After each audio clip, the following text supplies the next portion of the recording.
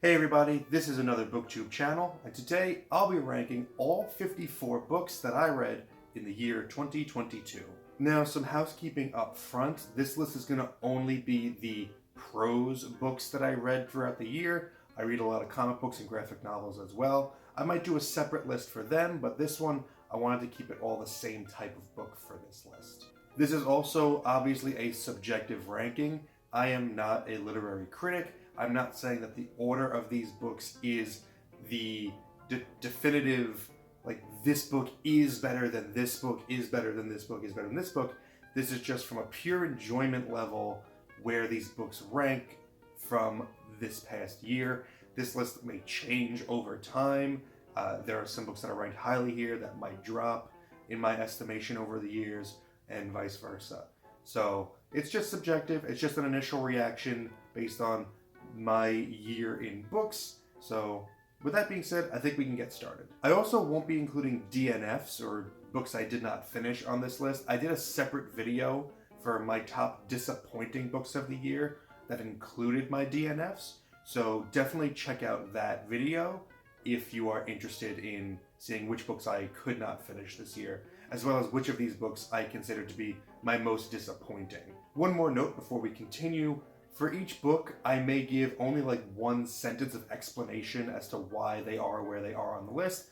I just want to avoid this video being an hour long, so if you have any questions about why a specific book is in a specific spot, you can always leave a comment and ask a question about it, or find me on Instagram at @anotherbooktuber. Okay, so let's get started with the books that I would say were meh this year. Number 54 is Nothing But Blackened Teeth by Cassandra Khaw.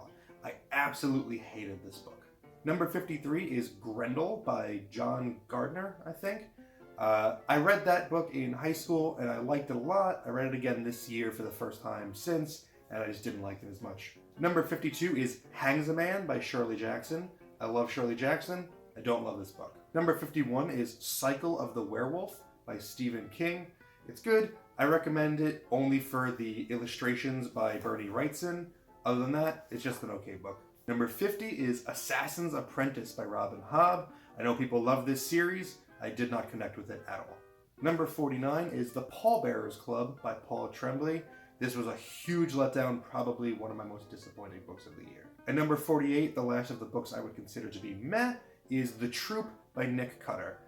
It was fine, it was gross, and if you like that sort of thing, you'd really enjoy it. It wasn't for me. Okay, now moving into the books that I would consider to be good for the year of 2022. Number 47 is The Three-Body Problem by Liu Cixin. I expected to like this one a lot more than I did. It was just very underwhelming. Number 46 is Paperbacks from Hell by Grady Hendrix. It's a coffee table book about horror paperbacks from like the 70s and 80s. Kind of hard to rate because it doesn't really read like a book, but it was good.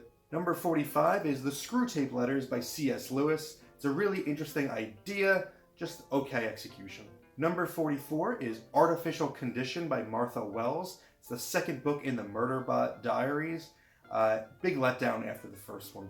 Number 43 is Annihilation by Jeff Vandermeer. This is a rare situation where the movie is much better than the book. Coming in at 42 is I Am Legend and Other Stories by Richard Matheson. This one was pretty held back by the other stories, which were a very mixed bag for me. Number 41 is The Republic of Thieves by Scott Lynch, easily the weakest book in the Gentleman Bastards franchise. 40 is Full Throttle by Joe Hill, again a short story collection and a very mixed bag. Number 39 is Carmilla by J. Sheridan Le Fanu, pretty cool piece of history but not as good as Dracula. Number 38 is The Blade Itself by Joe Abercrombie. I do plan to continue this series, but based on the first book, I don't get what all the hype is about. Number 37 is Thin Air, a ghost story by Michelle Paver. Just a quick, cozy horror book. 36 is Shadows of Self by Brandon Sanderson.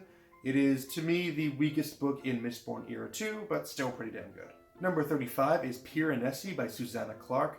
Very slow start, but finishes really, really strong. Number 34, Trigger Warning by Neil Gaiman. Short story collection. I really love Neil Gaiman. Some of these stories are just more interesting than others. 33 is Mongrels by Stephen Graham Jones. He's an author I want to read a lot more of in 2023. This book was pretty good. Number 32 is Elantris by Brandon Sanderson. This was his first novel, and it kind of feels like that. And the final book in the good category at number 31 is Stormfront by Jim Butcher.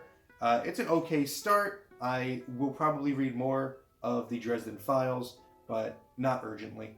Okay, moving into the great books that I read in 2022. Starting off with number 30, Animal Farm by George Orwell. The rare book they make you read in high school that's actually really great. Number 29 is The Lost Metal by Brandon Sanderson. Great conclusion to Mistborn Era 2. Number 28 is The Alloy of Law by Brandon Sanderson. I just love Wax and Wayne. Number 27 is The October Country by Ray Bradbury. Terrific short story collection. Number 26 is The Ocean at the End of the Lane by Neil Gaiman. Just a really wonderful, whimsical book. Number 25 is Cat's Cradle by Kurt Vonnegut. It's never been my favorite of his, but it's still great.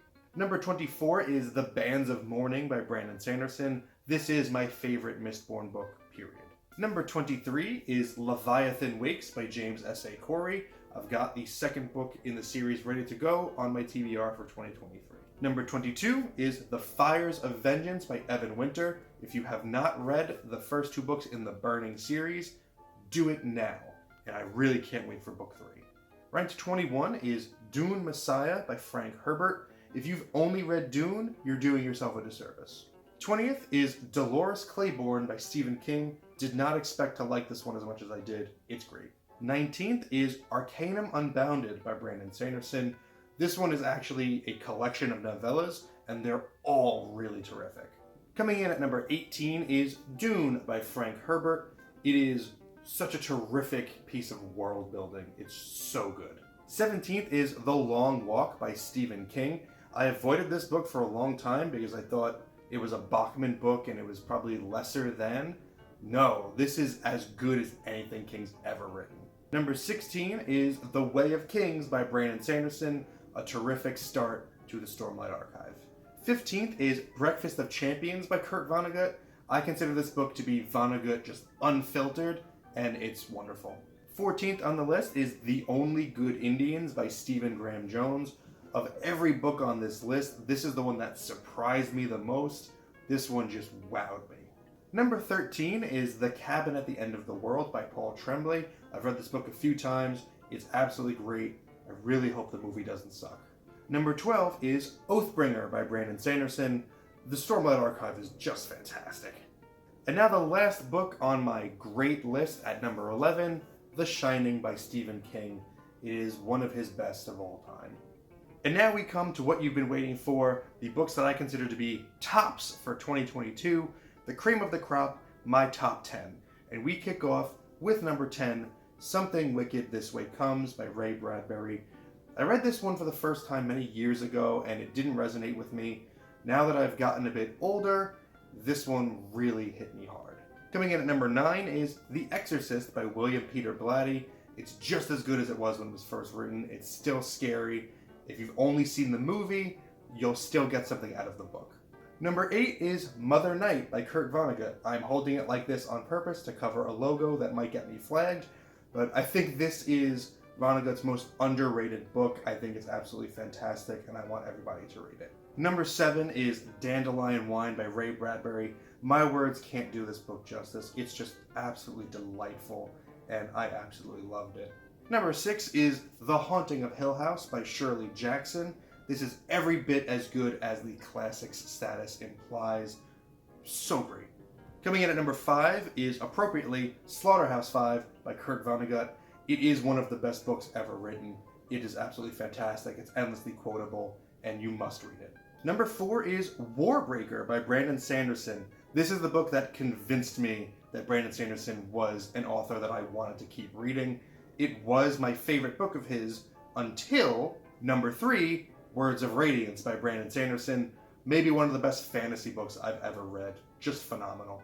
Number 2 is The Sirens of Titan by Kurt Vonnegut. I've read this book so many times, and I've just never gotten any diminishing returns on it. It is my favorite Vonnegut book. It's so much fun. It might not be as quotable as his other books, but this one is, I think, his storytelling best. And now, number 1 on my list. 54 books read. This one comes out on top, so you know it's good. and that is Swan Song by Robert McCammon. Holy cow, this book just launched itself to the top of my favorite books of all time list. This is so great. Apocalyptic, epic horror fantasy that just absolutely kills it. This book outstands The Stand by Stephen King. If you like that book, you're gonna love this one.